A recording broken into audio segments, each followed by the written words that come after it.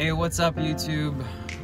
We are on our way back to the Mayo Clinic for our first chemo infusion, and we just met with the doctor, got some blood work, and they are getting ready to set up the first infusion. I'm going to be getting 2 different drugs today, and they work on opposite cycles. So the first chemo drug helps to kill cancer cells while it's dividing, and the second chemo drug helps to kill cancer cells while it's at rest. We also just got back the genetic testing on my specific tumor, so very detailed down to me specifically, and they said that they were very surprised at the results and that mine is probably one of the most mutated genes they've ever seen, which sounds bad, but it's kind of a good thing. They also said that one of the mutations inhibits the cancer cell's ability to fix themselves. So these drugs that they're giving me for chemo mess up and kill the DNA inside the cancer cells, and then the cancer doesn't have the ability to fix itself. So once they kill that, it shouldn't be able to fix itself and replicate anymore. So it's weird to understand, but good news. And they also said that I have so many different mutations, and they are so vastly different from my normal DNA that if we ever got to the point to where we knew I was going to be getting a liver transplant, they could give me immunotherapy, which basically boosts your immune system and tells your body to attack anything foreign inside of it, which would be all of these cancer cells. Unfortunately, it's also all of my liver cells since I've had 2 liver transplants. So it's kind of a last-ditch effort, but it's a very good solution to the problem also. So they're keeping that in their back pocket, but we've got a lot of other things to go through before we would ever even consider that, they said. So that's the update so far, and I will see you guys in the infusion center.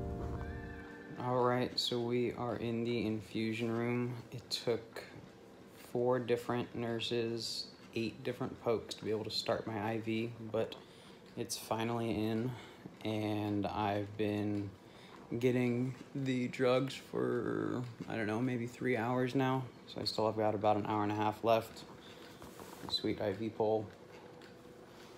Other than having to go to the bathroom about 100 times, there's no real other side effects yet.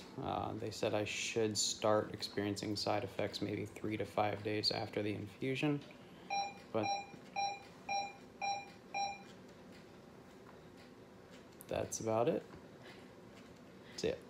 Hey guys, it's the day after my first chemo infusion. It took 4 different people, 8 different sticks to get the IV in me, and then about 5 hours for the actual infusion. And I got about 3.5 to 4 liters of different meds and saline pumped into me throughout that 5 hours. So I went to the bathroom a lot, and then we drove back home last night, and just from all of the traveling and things, I was kind of tired, but the chemo didn't really do much to me yesterday. And today I woke up, started taking the nausea medicine just to kind of preemptively make sure that I didn't get sick, as that was the doctor's advice. But I felt pretty good all day. Went to work, just got home on a walk with my wife and my son, and everything so far is going all right. They did tell me that it would probably be days 3 through 5 though, that I would start to feel the fatigue and the nausea and things like that. So we're going to kind of, you know, try to block it off, try to take those nausea meds, and get some rest while I can and I feel good, and try to see how we can do with keeping those different side effects at bay. Next appointment is in 2 weeks back at the Mayo Clinic. After my experience yesterday, I'm going to see if they can put a port in my chest so that it makes all these blood draws and chemo infusions a lot easier.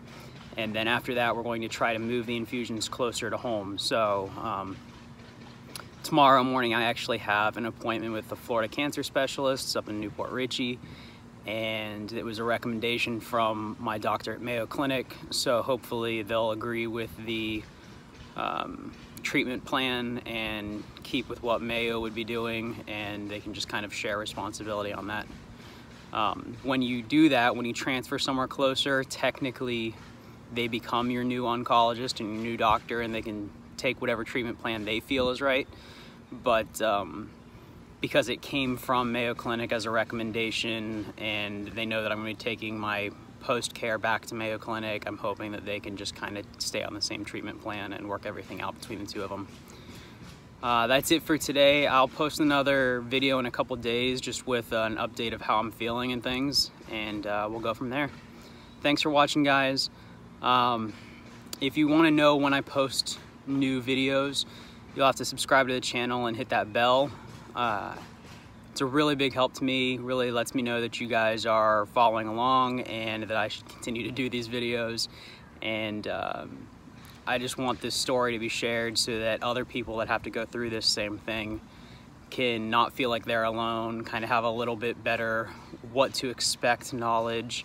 Because that's really the hardest part of this whole thing, is not knowing what to expect, you know, fear of the unknown.